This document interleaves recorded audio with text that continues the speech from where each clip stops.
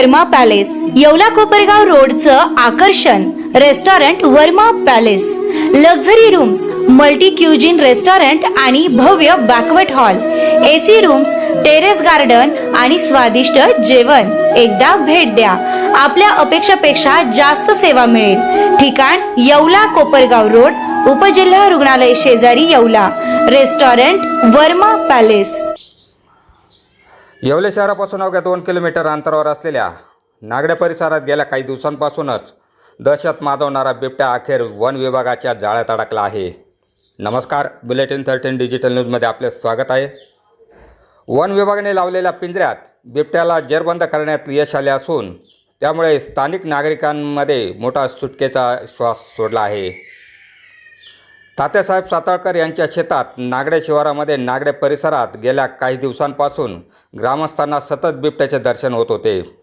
बिबट्याच्या या वावरामुळे शेतकरी आणि स्थानिक नागरिकांमध्ये प्रचंड भीतीचे वातावरण निर्माण झाले होते। शेतात जाणे किंवा रात्रीच्या वेळी बाहेर पडणे नागरिकांसाठी धोक्याचे बनले होते। या गंभीर परिस्थितीची दखल घेत नागडे येथील ग्रामस्थांनी तातडीने वन विभागाशी संपर्क साधून सदर माहिती व गांभीर्य ओळखून वन विभागाला पथकाने परिसरात तात्काळ पिंजरा लावला।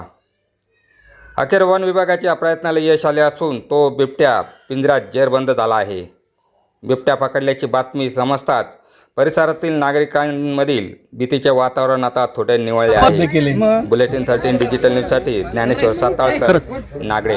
गेली 8 दिवसापासून नागडे परिसरामध्ये बिबट्या नागरिकांच्या निदर्शनात दिसत होता।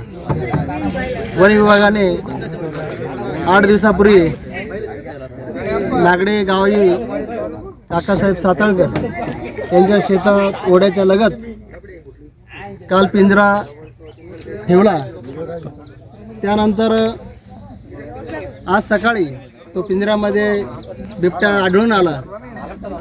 संपूर्ण नागडे गाव आणि पंचक्रोशीमध्ये एक भीतीचं वातावरण तयार झालं होतं आणि आज तो अखेर बिबट्या जेरबंद झाला। त्यामुळे नागरिकांमध्ये जी काही भीती होती आणि थोडंसं लोकांना खात्री झाली की ह्या परिसरामध्ये बिबट्या आहे, आपण प्रत्येकाने काळजी घेतली पाहिजेत। आणि वन विभागाने अजूनही जर दुसरा असेल अजून एखादा बिबट्या, कारण त्याच्यासोबत गेले 8-10 दिवसापासून बिबट्यासोबत त्याचे छोटे बच्चेचे मागही दिसत होते। बिबट्या पिंजऱ्यामध्ये अडकलेला आहे पण त्याचे बच्चे अजून त्याचे अडकलेले नाही। त्यामुळे सर्व परिसरामध्ये लोकांनी काळजी घ्यावी अशी एक आपणा सर्वांना एक सूचना करण्यात येत आहे। धन्यवाद।